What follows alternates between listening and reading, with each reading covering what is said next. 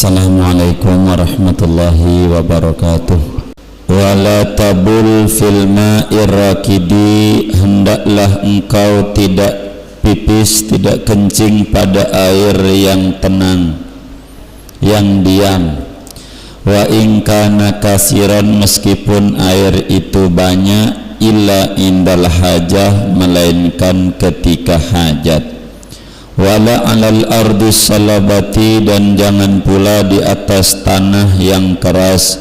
Wala mahabir rihi, dan jangan pula di tempat menghembusnya angin.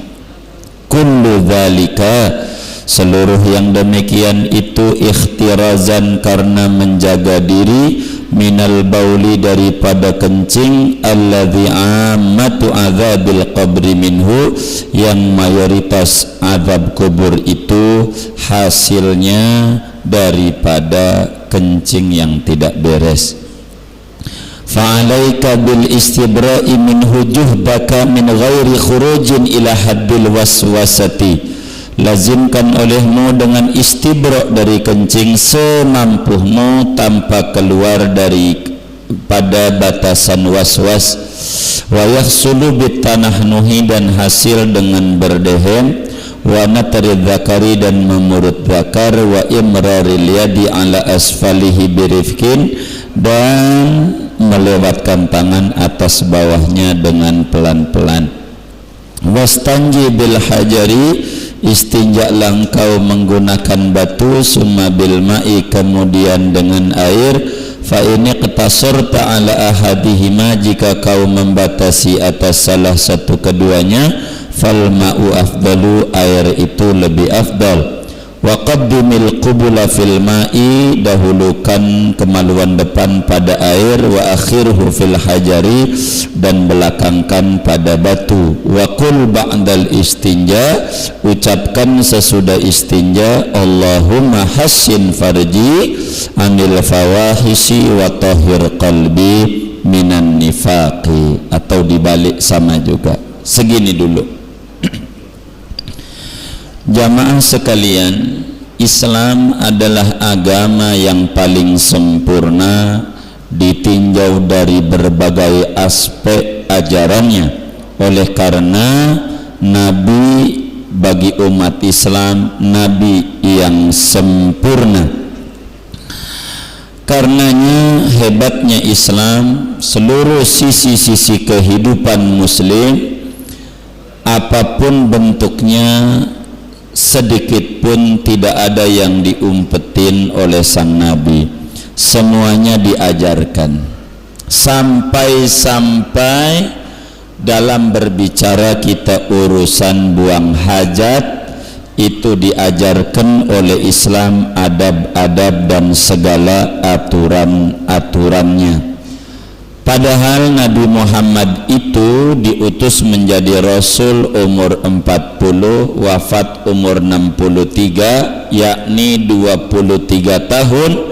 Namun bukan saja urusan negara, urusan berumah tangga, urusan bagaimana kita berdagang yang benar, perekonomian, ini itu, sampai yang kecil, urusan kita buang hajat diajarin juga oleh sang Nabi.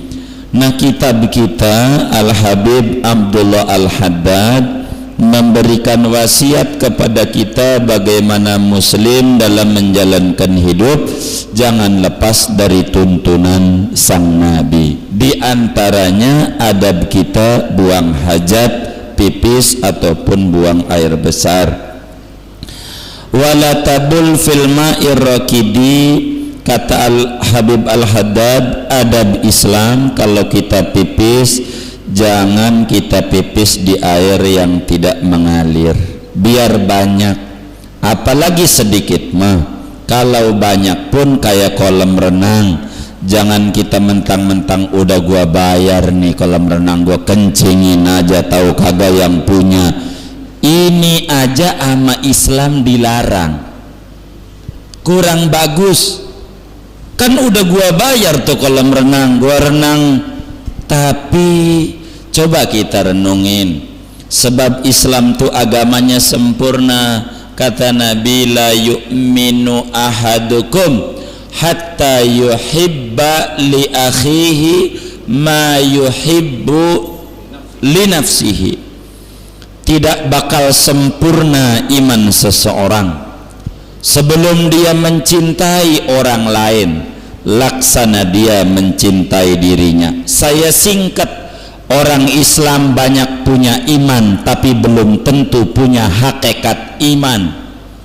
Orang Islam banyak punya iman tapi belum tentu punya hakikat iman. Sebab hakikat iman adanya di amal, adanya di amal.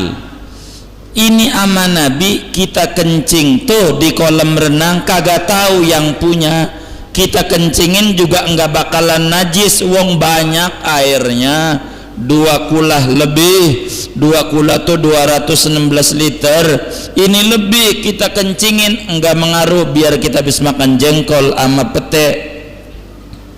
Emang jengkol itu enggak ada lagi obat biar kalau makan jengkol biar hilang bau jengkol, tidak ada lagi obatnya. Makan pete bau jengkolnya hilang, ganti bau pete. Itu begitu. Ya gimana caranya ngilangin bau jengkol? Iya ganti. Kalau nyaranya itu, ini bagaimana? Nah kita ukur, kan kolam renang nih begini, kolam renang itu punya kita, biar gampang kita ngukur. Ada teman kita kencing di situ, resep enggak kita punya jiwa? Enggak mau. Sama dia juga sama punya jiwa kayak kita, jiwanya dari Tuhan juga yang ngasih. Enggak mau, jangan kencingin. Padahal kalau bahasa kita, apalah artinya? Enggak boleh. Air tenang maknanya, kalau berbicara akhlak tasawuf, orang kalau udah tenang-tenang jangan bikin kekacauan. Kalau udah tenang-tenang tuh kencing enggak najis sih, tapi jangan bikin huru-hara. Sebab Islam tuh bagus. Nabi tuh ngomongnya singkat. Nabi cuman ngomong gini doang, idza balaghal ma'u qullataini lam yahmil khobasan. Hadisnya sahih, Bukhari Muslim pun meriwayatkan hadis itu. Bila air itu mencapai 2 kulah maka tidak menanggung najis. Maknanya kalau ada najis tidak menjadi najis. Kayak air 2 kulah yang kolam renang itu di atas 216 liter kita kencingin, kalau enggak berubah mah enggak najis. Dalam bahasa yang lain, bila air itu mutanajis, kena najis, saya mau kasih contoh, air di ember ada enggak 216 liter? Enggak ada. Kena kencing dikit, najis enggak? Najis. Ada 40 ember, semuanya masing-masing kena kencil dikit. Ini najis, ini najis, ini najis, ini najis, ini najis, najis semuanya. Kita gabung jadi atu, kita gabung jadi satu. Ternyata pada waktu digabung 40 ember gede tuh, yang kemudian isinya cukup banyak lah, karena ember tuh gede begitu. Jadi ya sehingga dengan 40 kan 400 lebih. Jadi sehingga udah 2 kulah, enggak bau, rasanya juga enggak berubah, warnanya juga enggak. Ini namanya suci, mensucikan. Walaupun tadinya kena najis, sebab hilang pengaruh najisnya, sebab dia menyatu dari seluruh air itu dalam satu tempat yang bagus. Ini kita jamaah, kita dari rumah masing-masing membawa dosa, kumpul di tempat di masjid, masing-masing punya dosa, menyatu dalam tempat yang bersih, maka dosa kita dihapus sama Tuhan. Itu salah satu tafsir dari hadis, hukum menyebar kemana-mana. Emang Nabi itu begitu. Nih kencing begitu, jangan kita kencing air yang tenang walaupun banyak, kecuali darurat. Kita bangun nih bagaimana, jauh banget tempat pipisnya, udah di situ wong darurat, daripada ditahan jadi penyakit. Ini lebih berbahaya. ndak apa-apa kencingin darurat. Kalau enggak darurat mah biar itu kolam renang punya kita. Jangan juga akhlak Islam. Kalau filsafatnya, kalau masyarakat tuh udah tenang, jangan juga dibikin sesuatu yang membuat orang menjadi kebingungan walaupun sesuatu itu tidak dosa. Itu begitu. Kemudian secara hukum jangan juga kita kencing pada tanah yang keras. Kenapa? Kayak di semen, di apa, ini bakal muncrat kena kain jadi repot. Sebab ada satu cerita menarik begini. Di dalam kitab Imam Bukhari meriwayatkan hadis ini, tentu sahih. Imam Muslim pun juga riwayatkan dan banyak. Satu cerita dari sahabat Ibnu Abbas. Ibnu Abbas ini lebih banyak ngikut Nabi kemana-mana. Dia kecil masalahnya. Kata Ibnu Abbas, satu hari Rasulullah Shallallahu Alaihi Wasallam mau ngajar lewatin kuburan. Lewatin kuburan.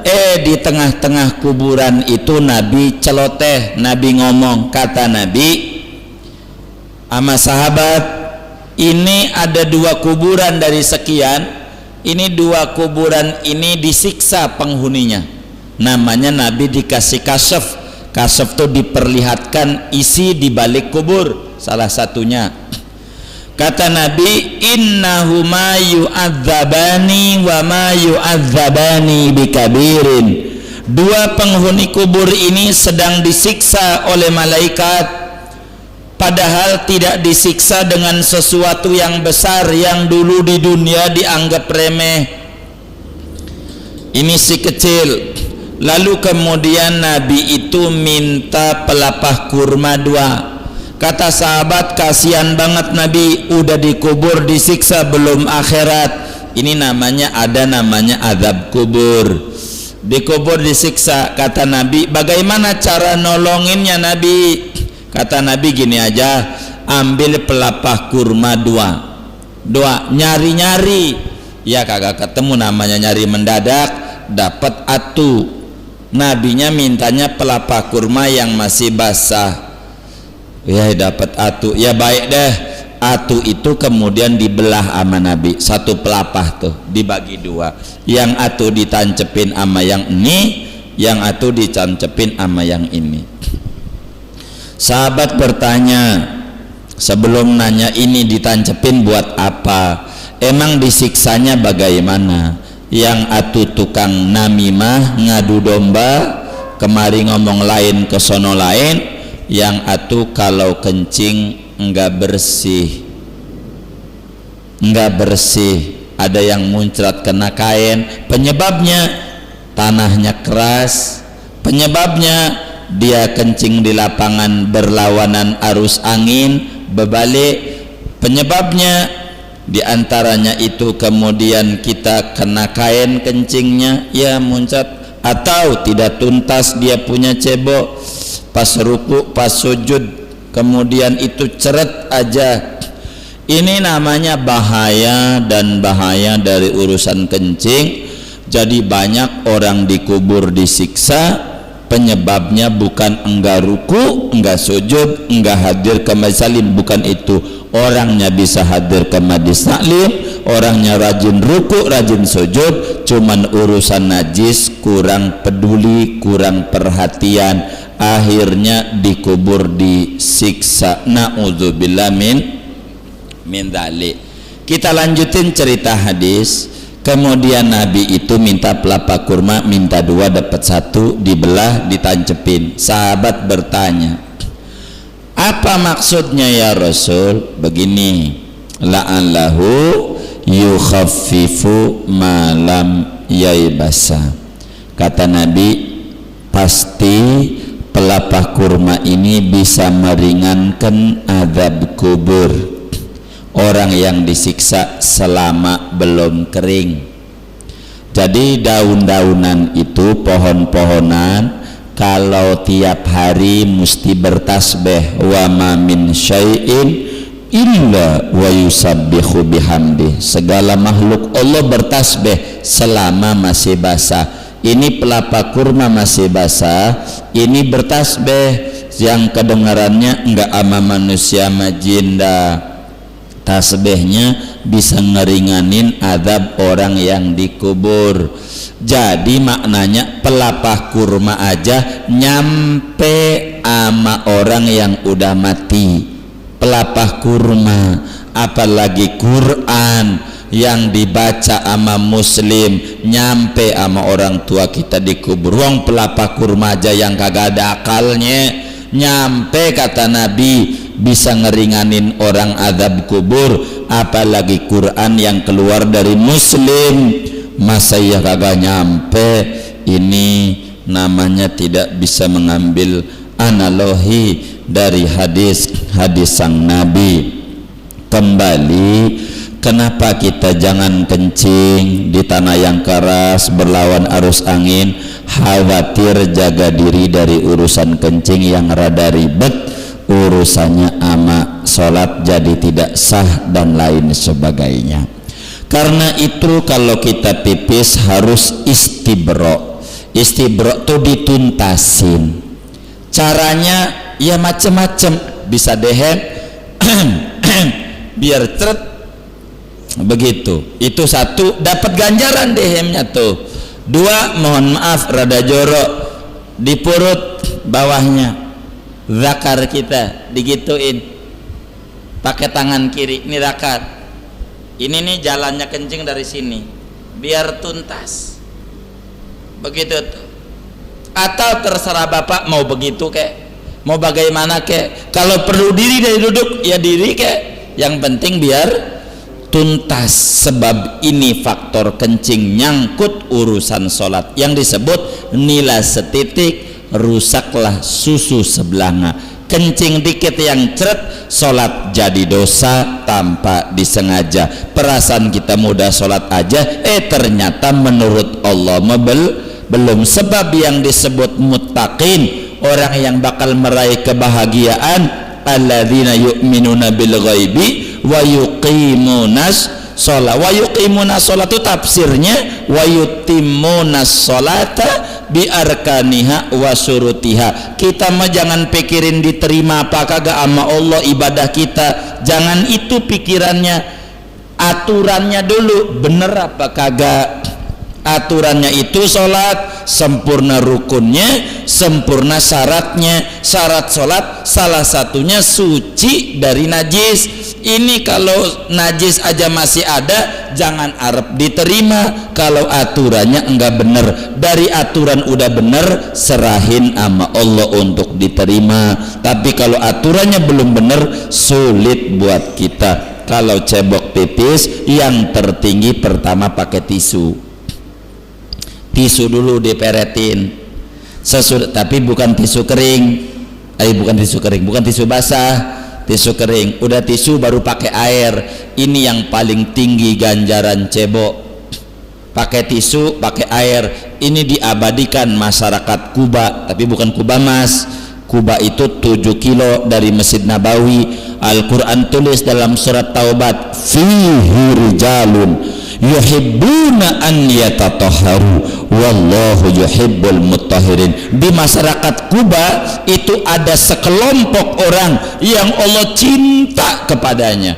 Karena Allah cinta, fihi rijalun yuhibbuna an yatatahharu, mereka suka bersuci. Allah tuh menyukai, mencintai, demen banget sama orang yang mensucikan diri. Sampai Nabi bertanya, wahai masyarakat Kuba, aneh mau tanya, ente diabadiin dalam Al-Quran, emang kerjaan ente bagaimana sih? Aneh tuh Nabi, kalau cebok pakai tisu dulu yang kering, udah begitu baru pakai air. Oh pantes sama urusan suci luar biasa, enggak sembarangan. Kayak kita sholat jamaah, ini ada kalanya kita sholat pakai kaos begitu ya, atau pakai baju seragam yang pendek. Ada kalanya mohon maaf, ada kalanya pada waktu ruku, karena baju kita pendek, ini pantatnya kelihatan. Pantatnya enggak sedikit kayak orang naik motor. itu kan mohon maaf CD-nya sempaknya tuh kelihatan, itu tuh naik motor karena bajunya ekstra ketat, nggak begitu panjang.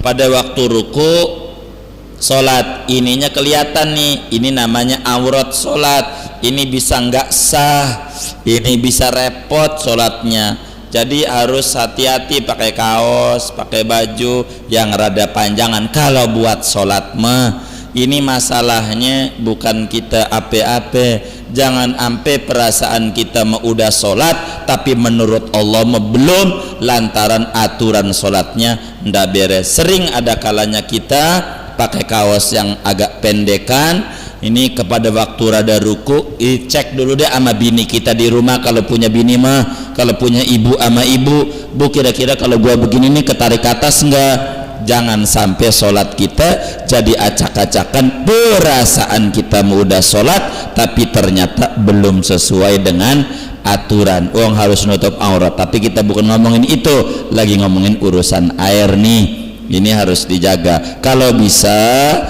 itu pakai tisu dulu baru pakai air. Kalau nggak bisa maka salah satunya silahkan tisu doang kayak di hotel-hotel, silahkan air doang silahkan, tapi yang lebih tinggi adalah pakai air dibanding pakai kalau mau salah satu. Kemudian habis pipis jangan lupa kemudian itu berdoa, yang doanya Allahumma tahhir qalbi minan nifaq wa hasin farji minal fawahis, atau dibalik kayak doa ini ada beberapa riwayat Allahumma hasin farji anil fawahis wa tahhir qalbi minan nifaq. Ya Allah, jagalah kemaluanku dari berzina, sucikan kalbuku dari sifat munafik. Coba Nabi itu dengan bebersih selalu yang dilarikan ke hati, padahal yang kita bersihin bakar kita dari kencing, yang kita bersihin pantat kita dari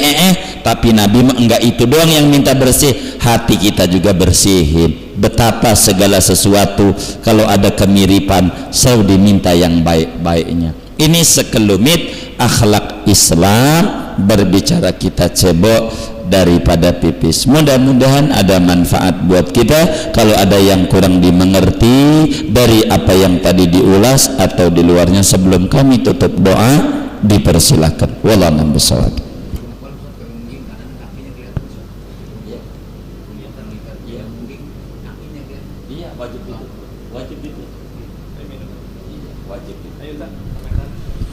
Hadirin sekalian, demikianlah kaji kita pada hari ini.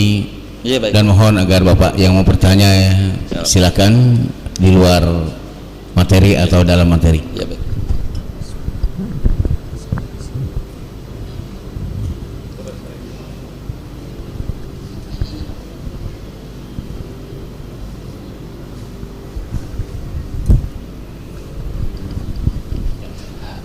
Ustaz, mau tanya Ustaz, saya sering melihat di tempat-tempat orang buang air kecil atau WC toilet yang kadangkala tidak, airnya itu nggak berjalan, terutama dia punya keran. Nah, ketika saya mencoba untuk menghilangkan keraguan kenajisan yang saya kencing itu, saya membuang air di bak dia punya wadah sampai dia luber, lalu saya kencing. Sehingga saya pernah mendengar salah satu riwayat Imam Malik mengatakan cipratan air kencing itu tidak najis menurut pandangan riwayat Imam Malik gitu, tapi menurut Imam Syafi'i itu najis. Nah, saya mencoba untuk bertanya kepada Ustaz, ketika saya kencing lalu menarikkan ke tembok, tidak sempurna lah, saya punya keraguan pasti ada nyepret ke air itu, maka saya tuangkan air itu sampai luber. Jadi dia penuh, kalaupun dia nyepret ke bak itu dia ganti lagi. Itu gimana setelah saya ambil itu air lalu buat saya mensucikan saya punya kemaluan gitu. Jadi bagaimana? Saya kencing membersihkannya itu dengan wadah air itu saya penuhin gitu. Wadah air itu ember itu, iya. Sampai penuh tuh airnya. Saya setel terus gitu supaya dia itu air itu mengalir gitu. Jadi ganti air menghilangkan keraguan sak saya. Kalau andai kata najis itu berkibar di situ, saya hilangkan gitu. Yang kedua, kalaupun saya kencing dalam keadaan jongkok kepada tempat yang tidak muat untuk saya duduk, saya terpaksa diri gitu. Karena pengen ngambil sunnah Nabi tidak memadai tempat itu. Gimana kira-kira masih kena hukum daripada yang tidak dibilang sama Nabi atau tidak? Itu ya Ustaz, terima kasih. Baik, jadi bagaimana kalau kita tidak memungkinkan kencing itu untuk jongkok karena memang tidak memungkinkan, disebutnya dalam Islam itu darurat. Islam itu kalau ditanya tentang hukum yang agak cukup panjang itu yang disebut hukum syara gitu ya, kalau kita biar lebih jelas. Hukum syara itu terbagi dua. Ada hukum syara taklifi, ada hukum syara wad'i. Taklifi wajib, haram, makruh, sunat, mubah. Taklifi ada yang disebut itu sabab, syarat, mani', ada disebut nanti ada sah, ada batil, nanti ada qada, ada kemudian itu rukhsah, ada azimah. Berbicara dari semua itu saya singkat saja karena ini paparannya cukup panjang, kajiannya adalah usul fiqih. Bagaimana kalau kemudian kita darurat? Islam itu kalau darurat enggak apa-apa. Al-amru idza daqatasa. Satu persoalan itu kalau sempit menjadi luas. Bangkai itu asal hukumnya haram dimakan. Sebabnya menjijikan, enggak boleh bangkai dimakan. Tapi itu sebab, syaratnya itu adalah tidak darurat. Begitu tuh. Kalau darurat mah enggak apa-apa. Artinya yang saya maksud dari hukum-hukum Islam itu, Islam tuh fleksibel. Nabi memang kencingnya duduk, namun sesekali Nabi pernah kencing berdiri karena darurat, menunjukkan ad-daruratu tubihul mahzurat. Darurat itu membolehkan yang tadinya dilarang. Yang tadinya kurang bagus kencing itu berdiri, mestinya yang adab Islam kencing sambil jongkok. Karena darurat maka boleh kencing itu sambil berdiri. Saya kasih contoh, di bandara itu enggak ada tempat kencing yang jongkok karena sudah dibuatin WC berdiri kencingnya buat tempat laki-laki. Justru kalau kita jongkok, kita ditarik kuping kita sama security, lu bikin banjir masjid itu aja, itu tempatnya ono. Kalau kita jongkok ketahuan, waduh ininya acak-acakan, emang salurannya lewat ini, namanya darurat. Kalau darurat mah yang tadinya dilarang tidak dilarang. Contoh kita darurat yang dipakai oleh pemerintah dalam undang-undang yang dibuat oleh pemerintah berbicara perhubungan, namanya undang-undang perlalu lintasan. Kalau kemudian kita darurat yang meninggal, biar lagi merah tuh lampu merah yang disebut traffic light itu, kalau ada orang meninggal mah bawa bendera kuning, biar merah boleh kita serang, boleh biar merah. Kalau enggak orang meninggal mah kita lewat merah ditangkap sama polisi, ini namanya darurat. Itu diatur, cuman saya tidak hafal pasalnya kalau untuk undang itu, tapi ada itu tertulis dalam undang-undang perhubungan darat terkait dengan traffic light. Ini berlakunya buat apa? Sampai lintasan kalau ada kereta ini tidak berlaku. Itu doang yang ditulis. Kalau ada yang meninggal sebetulnya sama, ini enggak berlaku, dia kasih dulu darurat. Ada ini enggak berlaku, itu tertera dalam undang-undang. Maknanya kalau darurat itu membolehkan yang tadinya dilarang. Enggak apa-apa, wong enggak bisa duduk diri, ya udah namanya darurat. Tentu darurat sebatas darurat. Kalau besok-besok ya jangan. Darurat itu begitu.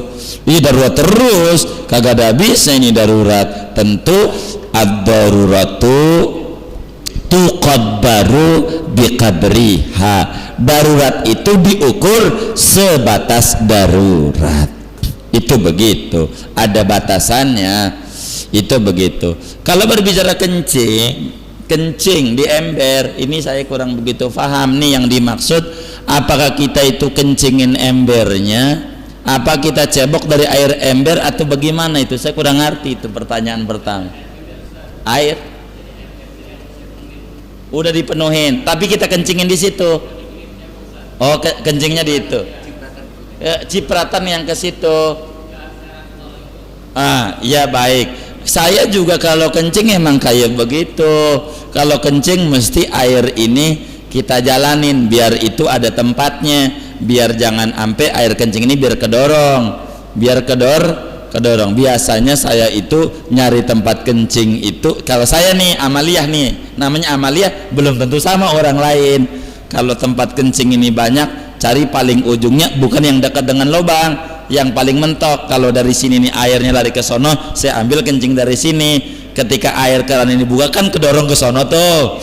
Kita juga suka begitu demi kita supaya menghilangkan keraguan. Sebetulnya kalau was-was yang kelewatan ini menjadi tidak baik, enggak apa-apa dengan kencing dari ini nih. Ini kan cuman ragu nyiprat apa kagak, kan begitu.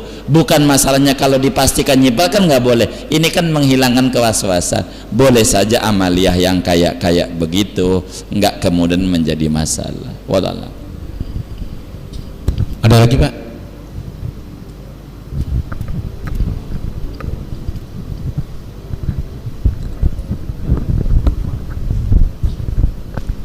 Assalamualaikum warahmatullahi wabarakatuh.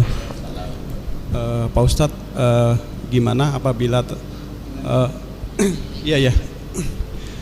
gimana Pak Ustadz kalau seandainya anak kita ada beberapa najis ringan, najis berat, ada istilah Islamnya saya kurang mengerti.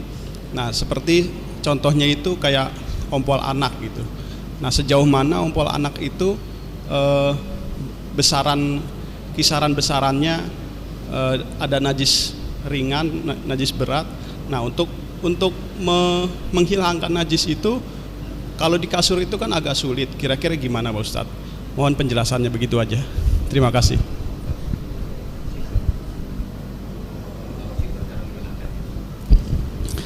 Baik, memang dalam kajian hukum Islam najis itu dibagi 3 oleh ulama yang membagi biar kita mudah memahaminya.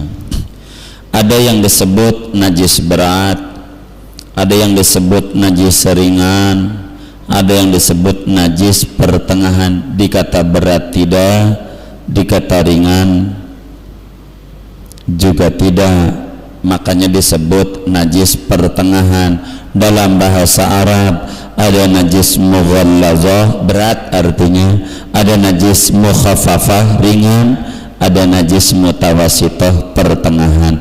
Kenapa ulama bagi ini? Ini hasil daripada ulama mentelaah dari apa yang Nabi sebutkan. Bisa dikerucutin dari berbagai macam najis menjadi tiga kategori. Najis berat dari mana? Contoh najis berat adalah najis anjing dan najis babi.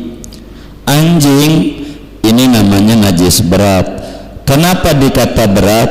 Karena caranya berat. Bagaimana berat itu? Nabi katakan dalam hadis yang sahih riwayat Imam Bukhari pun juga Imam Muslim riwayatkan, idza walaghal qalbu ina'a ahadikum fatuhuruhu sab'u marra biwaslihi sab'a marratin ikhdahunna atau ulahunna dalam hadis Muslim biturabin.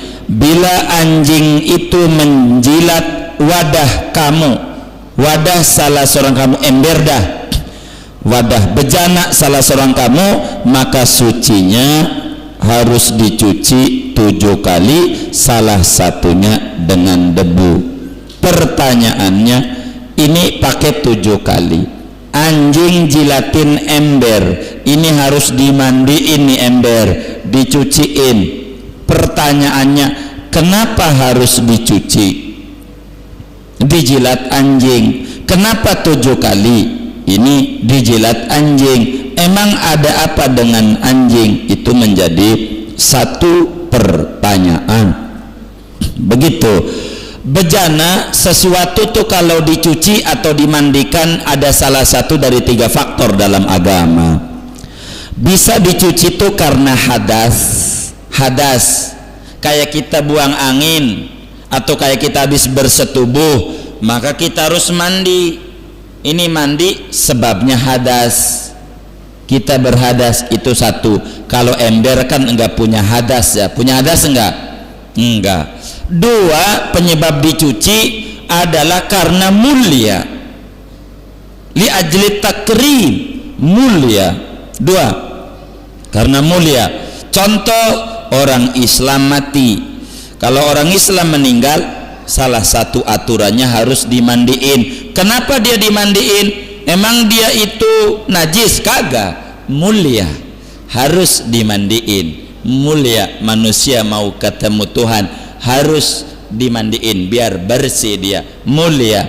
Saya kira bejana mah tidak ada mulianya, tidak ada juga hadasnya, tidak ada lagi. Bila dijilat anjing mulia tidak, hadas tidak, berarti liur anjing ini najis. Kenapa liur anjing najis? Wah, rada panjang, harus sabar. Anjing ini binatang di samping menjijikan banyak faktor. 1, anjing ini di dalam tubuhnya itu banyak sekali penyakit cacing-cacing. Lebih dari 50 macam jenis cacing yang ada di dalam ucus anjing. Sementara anjing itu tidak punya kelenjar keringat, enggak berkeringat anjing. Boleh tanya itu sama yang punya anjing, enggak memiliki kelenjar keringat, sehingga simbiosis atau metabolismenya anjing itu lewat interaksinya lewat dubur. Cacing ini bakal keluarnya lewat duburnya ketika Nah, kebiasaan anjing itu menjilati duburnya. Nggak pernah perhatiin ya, kita muslim terus ngaji, apa aja harus ngaji, bukan saja maulid doang, ini harus ngaji muslim biar ngerti. Muslim itu anjing tuh jilatin duburnya, sehingga cacing, virus, kuman yang keluar dari dubur masuklah di mulut anjing, di liur. Ini liurnya pun berbahaya bagi kesehatan manusia, yang disebut virus dan kuman. Bahasa Islam namanya najis, itu bahasa Islam. Virus dan kuman namanya najis bahasa Islamnya. Ini berbahaya buat manusia, virus nih. Karena itu di dalam satu riset orang Jerman, Universitas di Munich di Jerman, yang pentelahan Al-Quran dan hadis, mengapa Islam itu anjing itu jadi najis. Pentelahannya begitu, karena anjing itu banyak penyakit. Maka dalam satu riset orang Yahudi di Jerman itu mengatakan orang itu yang kena kanker payudara dan segala macam penyakit sebab kebanyakan berinteraksi dengan anjing. Itu begitu. 80% orang punya payudara, kanker payudara, penyebabnya orang yang sering berinteraksi dengan anjing ini. Makanya biar mereka mengatakan anjing itu tidak najis dan boleh dimakan segala macam, Kristen, Yahudi ajarannya begitu, tetap saja dokter itu kalau kita digigit anjing mesti harus disuntik anti tetanus. Itu pertama, dokter Kristen. Tapi Islam mau jauh-jauh hari sang Nabi ini mulia, tidak satupun informasi yang bakal berbahaya buat muslim melainkan diajarkan, termasuk anjing. Karena itu liurnya ini kalau dijilat, karena ini bakal pindah kemari, harus kemudian itu dibersihkan. Kenapa 7 kali? Emang tidak bisa bersih. Kenapa salah satunya pakai debu? Hasil risetnya ketika bangkai itu ditaruh di tanah, ditanam, itu tanah itu bisa mematikan kuman-kuman. Jadi biar habis itu lifebuoy itu sepabrik, kalau tidak pakai tanah tidak bakal bersih kumannya. Jadi Islam itu agama yang mengedepankan higienis. Sebetulnya cukup panjang, bisa sampai jam 6 kalau kami kaji tentang ini. Ini baru anjing. Kenapa? Di samping lagi Nabi bilang malaikat tidak masuk dalam satu rumah kalau sampai ada anjingnya, malaikat rahmat. Maknanya, filsafatnya, malaikat rahmat tidak kasih nur ketenangan jiwa kalau pada manusia yang memiliki sifat anjingannya. Apa sifat anjing? Anjing tuh enggak dikasih makan melet, dikasih makan melet juga. Ada muslim kayak begitu, dagangnya untung ngeluh, rugi ngeluh. Anjing nih hidupnya nggak bakal tenang yang kayak begitu. Itu masih banyak jabarannya. Kedua, babi. Kenapa babi? Nih babi sejak Nabi Adam sampai Nabi Muhammad tak terkecuali semuanya itu babi ini haram. Sepakat. Beda dengan anjing, binatang menjijikan. Termasuk dalam ajaran Nabi Musa, Taurat bisa dibuka di dalam Injil Perjanjian Lama. Kitab Taurat itu asalnya karena Injil Perjanjian Lama ada 5 kitab. Kitab Kejadian, Kitab Keluaran, Imamat orang Levi, Ulangan dan Bilangan, dan kelimanya Ulangan. Dalam kitab Imamat orang Levi, kalau tidak salah pada pasal 2 ayat 35 sampai 40 kalau tidak salah. Tapi ini ada dalam kitab Perjanjian Lama, kitab Imamat orang Levi. Di sana tertulis bahwa babi itu kuharamkan kepada engkau. Jadi orang Kristen pun juga haram tuh babi tuh, jujurnya ma'ade. Nabi Isa haramkan, pun juga Nabi Musa haramkan makan daging babi. Bahkan dalam ajaran Kristen, kalau dia orang Kristen itu mau baca kitab Injilnya, Perjanjian Baru, boleh dibaca di Markus, boleh dibaca di Yohanes, boleh dibaca di Lukas, semuanya menyatakan babi itu haram dan tidak boleh didekati apalagi dimakan. Dari mana orang Kristen makan babi itu? Penyebabnya mimpi dari Petrus, salah satu yang disangka sebagai murid Yesus. Ini mimpi boleh makan daripada babi. Dari mimpi ini ditetepin oleh Paus Paulus untuk boleh makan babi. Demi rekrutmen Kristen lebih banyak lagi, biar tahu sejarah nih muslim kalau mau nanya begitu. Makanya panjang cerita babi. Jadi babi mah seluruh ajaran agama manapun babi mah haram. Kristen kalau dia benar, contoh Advent, gereja Masehi hari ke-7 itu tidak makan babi sampai detik ini karena dia berpegangan kepada Alkitab. Gereja Advent, Muslim lebih-lebih, Muslim tidak bisa ada tawar-menawar. Kenapa diharamkan? Allah ciptain tuh babi, kan diharamin. Muslim jangan kayak babi. Babi itu kalau jalannya lurus aja, kalau kita itu geser aja dikit kagak ketabrak. Atret, babi begitu. Muslim punya mata 2, nggak boleh memandang satu sisi, masih banyak sisi lain, sehingga muslim tidak jadi orang yang cengeng. Nggak boleh sejurusan, ini Tuhan kenapa dagang gua rugi, keluarga lu sehat daripada dia dikasih untung. Contoh, ada 2 orang dagang, si A untungnya 10 juta, kita untungnya 1 juta.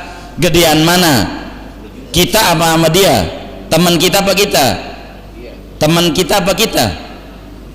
Teman kita 10 juta itu karena kita tidak ngerti rahasia Allah. Lihat dong, teman kita dikasih untung 10 juta, kita 1 juta. Kalau kita ngerti, kita bersyukurnya lebih tinggi dibanding dia.